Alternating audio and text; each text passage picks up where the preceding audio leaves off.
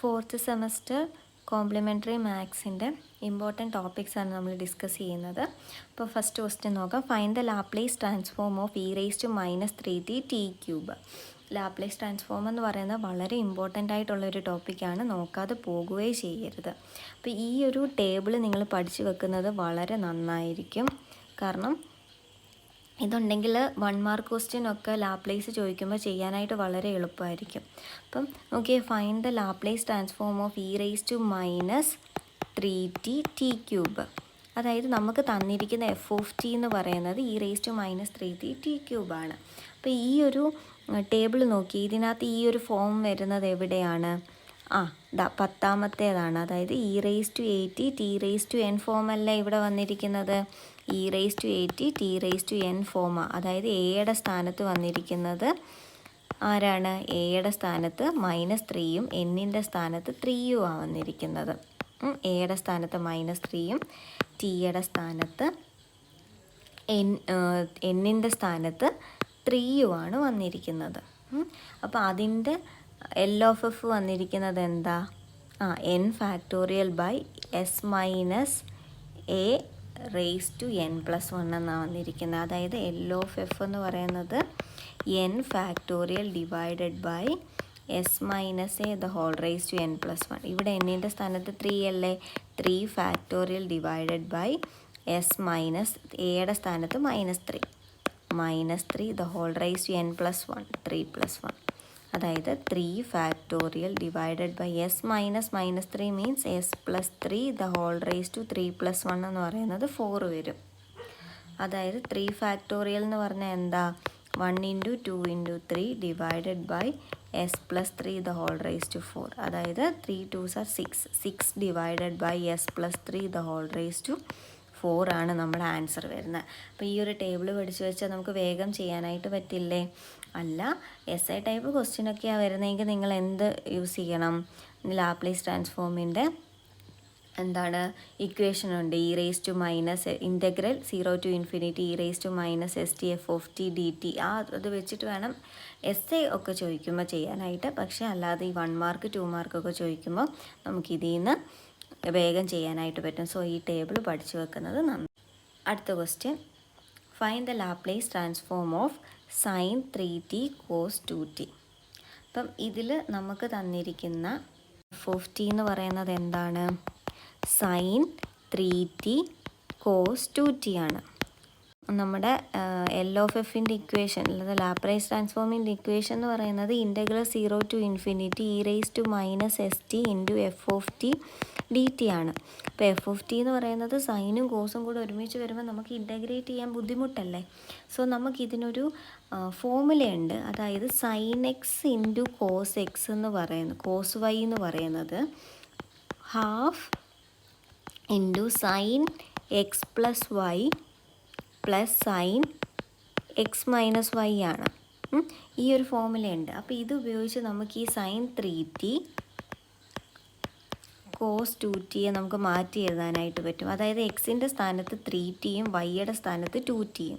അപ്പോൾ എന്ത് വരും? 1/2 × sin എക്സിൻ്റെ സ്ഥാനത്ത് 3t പ്ലസ് വൈയുടെ സ്ഥാനത്ത് 2t plus sin again x - y, എക്സിൻ്റെ സ്ഥാനത്ത് 3t വൈയുടെ സ്ഥാനത്ത് 2t.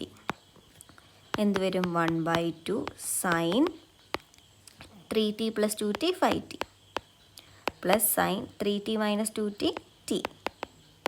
ഇങ്ങനെ വരും. അപ്പോൾ നമ്മൾ f(t)യെ ഏതൊരു ഫോമിലേക്ക് മാറ്റി? ഈ ഒരു ഫോമിലേക്ക് മാറ്റി, സൈനിൻ്റെ മാത്രം ഫോമിലേക്ക് മാറ്റി. ഇനി നമുക്ക് ഇൻ്റഗ്രേറ്റ് ചെയ്യാൻ വളരെ എളുപ്പമാണ്. അപ്പോൾ നമ്മുടെ L(f) എന്ന് പറയുന്നത് എന്താണ്? Integral 0 to ∞ e⁻st f(t) dt ആണ്. അതായത് ഇൻ്റഗ്രൽ 0 to ∞ e⁻st f(t)യുടെ സ്ഥാനത്ത് നമ്മൾ എന്ത് കൊടുക്കുന്നു? 1/2 × sin 5t plus sin t എന്ന് കൊടുക്കുന്നു. സൈനും കോസും കൂടെ വന്നാൽ ബുദ്ധിമുട്ടാണ്, അതുകൊണ്ടാണ് നമ്മൾ ഇങ്ങനെ മാറ്റി എഴുതിയത്. അപ്പം ഇനി നെക്സ്റ്റ് സ്റ്റെപ്പിൽ എങ്ങനെയാണ് വരിക? 1/2 കോൺസ്റ്റൻ്റ് ആയി ഇങ്ങ് പുറത്തെടുക്കുന്നു. Integral 0 to ∞. നെക്സ്റ്റ് എന്ത് വരും? e⁻st × sin 5t plus sin t dt എന്ന് വരും. ഇനി എന്താ വരിക 1/2 ഇൻ്റഗ്രൽ 0 ടു ഇൻഫിനിറ്റി ഈ e⁻st നമുക്ക് ഇതിനും കൊടുക്കാം. അപ്പോൾ ഇങ്ങനെ വരും e⁻st into sine 5t plus e⁻st into sine t dt എന്ന് വരും. ഇനി ഓരോന്നിനെ നമ്മൾ ഇൻ്റഗ്രേറ്റ് ചെയ്യുന്നു. 1/2 ഇൻറ്റു എങ്ങനെ വരും integral 0 to infinity e⁻st sine 5t dt plus integral 0 to infinity e⁻st sine t dt. അതായത് ഇൻ്റഗ്രേഷനെ നമ്മൾ സ്പ്ലിറ്റ് ചെയ്ത് രണ്ടിനും കൊടുത്തു. ഓക്കെ, നമുക്കറിയാം L of F of T എന്ന് പറയുന്നത് എന്താ? Integral 0 to infinity e⁻st F of T D T ആണ്. അതായത് ഇവിടെ എഫ് ഓഫ് ടി വരുമ്പോൾ ഇവിടെ എന്താണ് എഫ് ഓഫ് ടി ആണ് വരുന്നത്. അങ്ങനെ ചിന്തിക്കുമ്പം ഇവിടെ എന്ന് പറയുന്നത് 1/2 എഴുതി. ഈ integral 0 to infinity e⁻st sine 5t dt നമുക്ക് എൽ ഓഫ് സൈൻ 5t എന്ന് എഴുതാൻ പറ്റുമല്ലോ. പ്ലസ് ഇവിടെയും അതേപോലെ integral 0 to infinity e⁻st sine t dt നമുക്ക് എൽ ഓഫ് സൈൻ t എന്ന് എഴുതാനായിട്ട് പറ്റും. അതായത് ഈ ഒരു ഫോർമുല ഉപയോഗിച്ച് ഇതിനെ നമ്മൾ എഴുതിയതാണ്. അങ്ങനെയാണെങ്കിൽ നെക്സ്റ്റ് സ്റ്റെപ്പിൽ നോക്കിയേ, എൽ ഓഫ് സൈൻ 5t എന്ന് പറയുന്നത് എന്താ വരിക? അതായത് നോക്കി സൈൻ 80യുടെ നേരെ a/s² പ്ലസ് a². അതായത് ഇവിടെ എയുടെ സ്ഥാനത്ത് 5 ആണ് ഉള്ളത്. സോ എന്ത് വരും? a/s² plus a² that is 5/s² plus 5². That is 5/s² plus 25 എന്ന് വരും.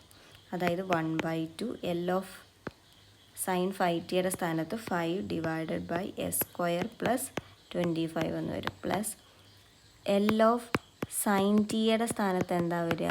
സെയിം ഇത് തന്നെ a/s² പ്ലസ് a². ഇവിടെ എയുടെ സ്ഥാനത്ത് 1 ആണ് വന്നിരിക്കുന്നത്. സോ 1/s² പ്ലസ് 1² 1 വരും. സോ എന്താ വരിക? 1/s² പ്ലസ് 1 എന്ന് വരും. ഇതാണ് നമ്മുടെ ആൻസർ കിട്ടുക.